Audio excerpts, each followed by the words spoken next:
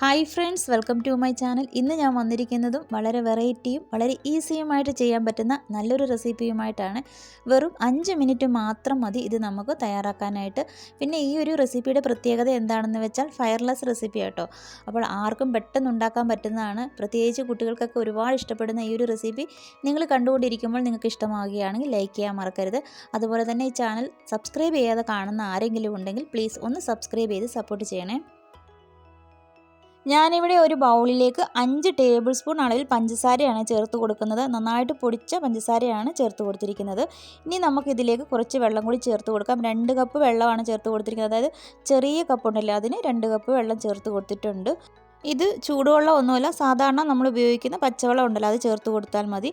ഇതിലേക്ക് നല്ലൊരു കളർ കിട്ടുന്നതിന് വേണ്ടി പിങ്ക് കളറാണ് ഞാൻ ഉപയോഗിച്ചിരിക്കുന്നത്. 2 തുള്ളിയെ ഈ വെള്ളത്തിലേക്ക് ചേർത്ത് കൊടുത്തിട്ടുള്ളൂ. അതിനുശേഷം നന്നായിട്ട് ഇതൊന്ന് മിക്സ് ചെയ്തെടുക്കാം. ഇനിയിപ്പോൾ ഇതങ്ങ് മാറ്റി വെക്കാം. അതിനുശേഷം ഞാനൊരു പ്ലേറ്റിലേക്ക് 1.5 ടേബിൾ സ്പൂൺ അളവിൽ പാൽപ്പൊടിയാണ് ചേർത്ത് കൊടുക്കാനായിട്ട് പോകുന്നത്.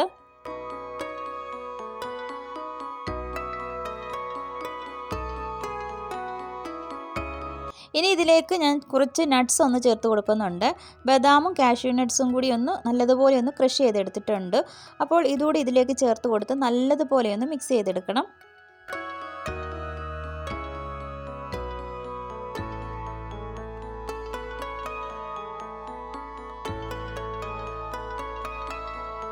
നന്നായിട്ട് മിക്സ് ചെയ്തെടുത്തിട്ടുണ്ട്. ഇനി നമുക്കിതിലേക്ക് കുറച്ച് വെള്ളം ചേർത്ത് കൊടുക്കാം. സാധാ പച്ചവെള്ളമാണ് ചേർത്ത് കൊടുത്തിരിക്കുന്നത്.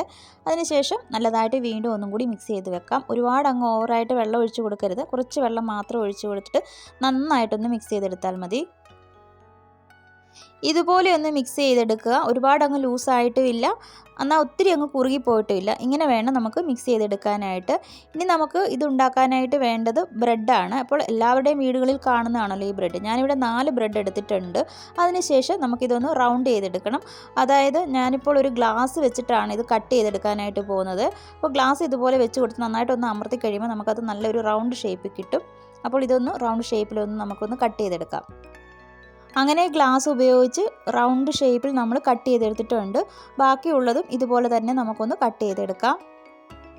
അപ്പോൾ എല്ലാം റൗണ്ട് ഷേപ്പിലൊന്ന് കട്ട് ചെയ്ത് വെച്ചിട്ടുണ്ട്. ഗ്ലാസ് കൊണ്ടായതുകൊണ്ട് നമുക്ക് പെട്ടെന്ന് തന്നെ കട്ട് ചെയ്തെടുക്കാനായിട്ട് കഴിഞ്ഞിട്ടുണ്ട്. ഇനിയിപ്പോൾ നമ്മൾ കട്ട് ചെയ്ത ബ്രെഡിൽ നിന്ന് ഒരെണ്ണം എടുത്തിട്ട് അതിൻ്റെ മുകളിലേക്ക് നമ്മൾ മിക്സ് ചെയ്ത് വെച്ചിരിക്കുന്ന മിക്സ് ഉണ്ടല്ലോ, അതൊന്ന് തേച്ച് കൊടുക്കണേ.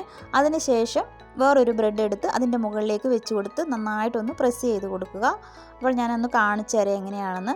ആദ്യം ഞാൻ ഒരെണ്ണം എടുത്തിട്ടുണ്ട്. അതിൻ്റെ മുകളിലേക്ക് നമ്മൾ മിക്സ് ചെയ്ത് വെച്ചിരിക്കുന്ന മിക്സ് നന്നായിട്ടൊന്ന് തേച്ച് കൊടുത്തിട്ടുണ്ട്.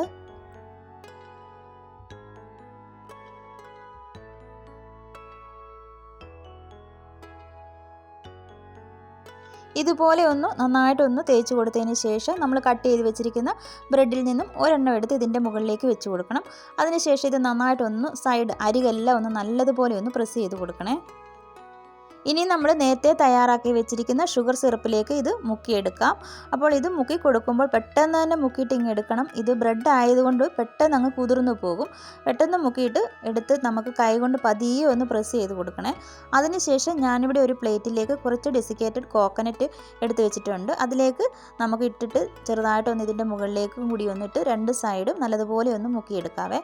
അപ്പോൾ ഇതുപോലെ നമുക്ക് ബാക്കിയുള്ളതും ഇങ്ങനെ തന്നെ ഒന്ന് ചെയ്തെടുത്താൽ മതി. വളരെ ഈസിയാണ് ഇത് തയ്യാറാക്കാനായിട്ട്.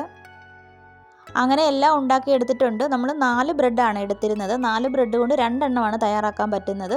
പക്ഷേ നമ്മൾ ആ മിക്സ് ചെയ്ത് വെച്ചിരിക്കുന്ന മിക്സ് ഒരല്പം കൂടുതലായതുകൊണ്ട് ഞാൻ ഒരെണ്ണം കൂടി ഉണ്ടാക്കിയെടുത്തിട്ടുണ്ട്. കുറച്ച് കോക്കനട്ട് ബാക്കി ഉണ്ടായിരുന്നു. ഇതിലേക്ക് ഞാൻ കുറച്ച് ചോക്കോ പൗഡറുമായിട്ടൊന്ന് മിക്സ് ചെയ്തെടുത്തിട്ടുണ്ട്. അതിനുശേഷം ഇതുപോലെ മുകളിലേക്ക് വെച്ച് കൊടുക്കുക. അതിനുശേഷം ഞാൻ ഓരോ ചെറിയും കൂടി മുകളിലൊന്ന് വെച്ച് കൊടുത്തിട്ടുണ്ട്. ഇപ്പോൾ കാണുമ്പോൾ തന്നെ നല്ലൊരു ഭംഗിയില്ലേ. നമ്മളിത് കുട്ടികൾക്ക് കൊടുക്കുമ്പോൾ അവർക്ക് ഭയങ്കര ഇൻട്രസ്റ്റ് ആയിരിക്കും കഴിക്കാൻ. കാണാനും നല്ലൊരു ഭംഗിയുണ്ട്. പിന്നെ നമ്മൾ ഇതിൻ്റെ ഉള്ളിലേക്ക് വെച്ച് കൊടുത്തിരിക്കുന്ന നട്ട്സും അതുപോലെ ഈ പാൽപ്പൊടിയൊക്കെ ആയതുകൊണ്ട് നല്ലൊരു മധുരവും ഒക്കെ ഉണ്ട്. അപ്പോൾ എല്ലാവരും ഒന്ന് ഉണ്ടാക്കി നോക്കിയിട്ട് നിങ്ങളുടെ അഭിപ്രായങ്ങളൊക്കെ കമൻറ്റായിട്ട് അറിയിക്കുക. പിന്നെ മറക്കാതെ വീഡിയോ കണ്ടുകൊണ്ടിരിക്കുമ്പോൾ ഇഷ്ടമായിട്ടുണ്ടെങ്കിൽ ലൈക്ക് ചെയ്യണേ. അപ്പോൾ ലൈക്ക് ചെയ്യാതെ പോകല്ല ആരും. അപ്പോൾ പുതിയൊരു വീഡിയോയുമായിട്ട് പെട്ടെന്ന് തന്നെ വരുന്നതായിരിക്കും. Thanks for watching.